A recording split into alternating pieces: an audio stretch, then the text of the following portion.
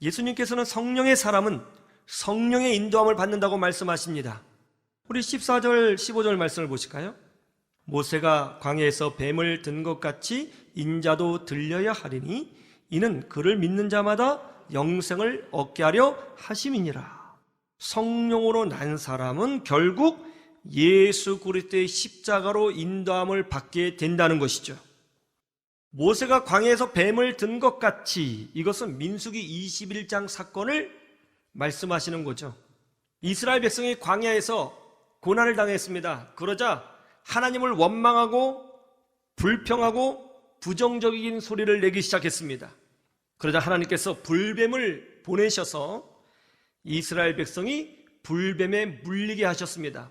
어떤 사람은 그 뱀의 독을 이기지 못하고 바로 즉사했고, 어떤 사람은 물리긴 했지만 죽지는 않았습니다. 그러나 극심한 고통을 받아야 했습니다.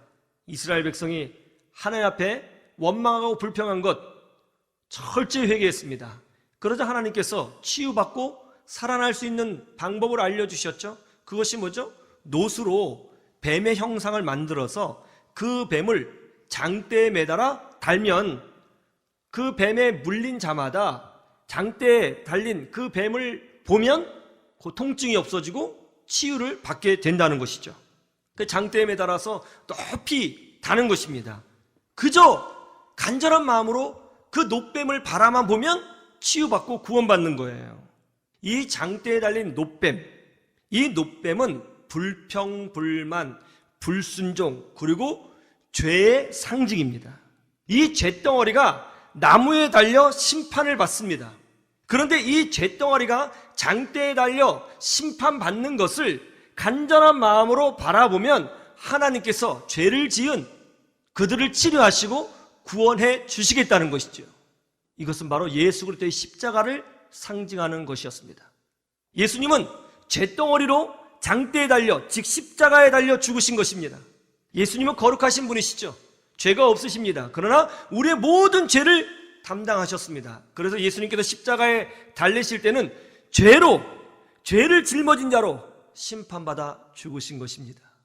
그래서 죄가 있는 자마다 장대에 달리신 예수 그리스도를 바라보는 자는 그 죄가 치유받고 용서받고 구원받는 은혜를 경험하게 된다는 것입니다.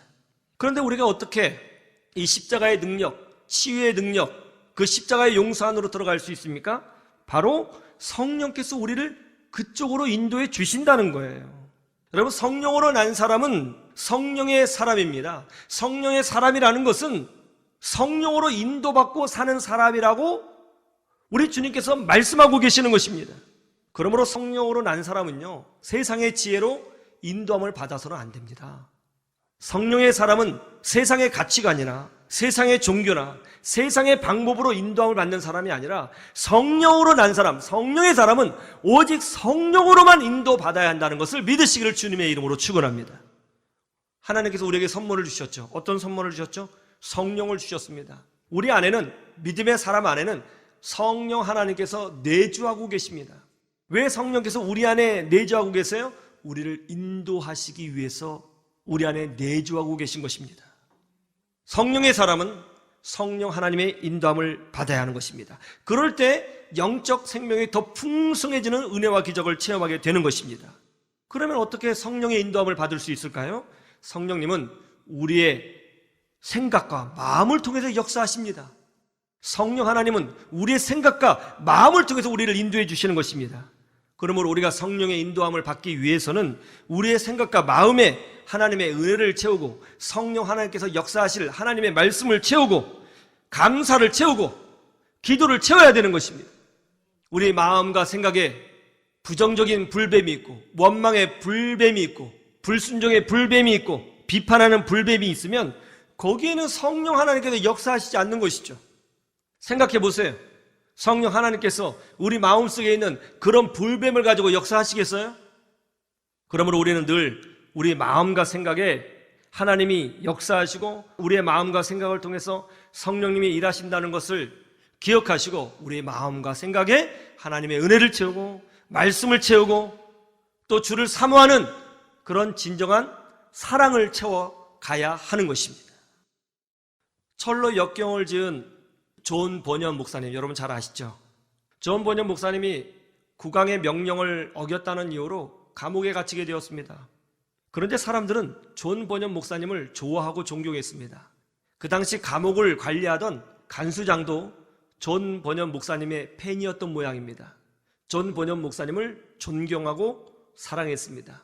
그는 존 버년 목사님이 감옥에 있을 때 정성껏 섬겼습니다. 그러던 어느 날 간수장이 존 버년 목사님에게 이런 제안을 했어요. 목사님, 많이 힘드시죠? 저도 마음이 아픕니다.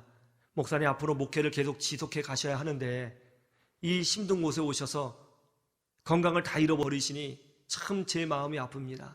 목사님, 제가 목사님을 풀어드리겠습니다.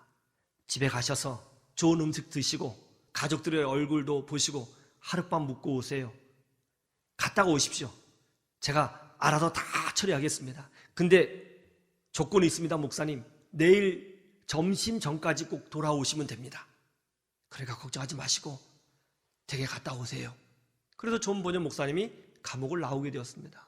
그런데 15분 후에 존 버년 목사님이 다시 감옥으로 돌아오신 거예요. 아니 목사님, 왜 돌아오셨습니까? 예, 제가 집에 가면서 기도를 하고 있었는데요, 성령님께서 말씀하시기를, 제 마음에서 말씀하시기를, 네가 있어야 할 곳은 그것이 아니다. 돌아가라. 거기 있어야 한다. 그렇게 말씀하시는 것 같았습니다. 저는 성령의 인도함을 받는 사람이잖아요.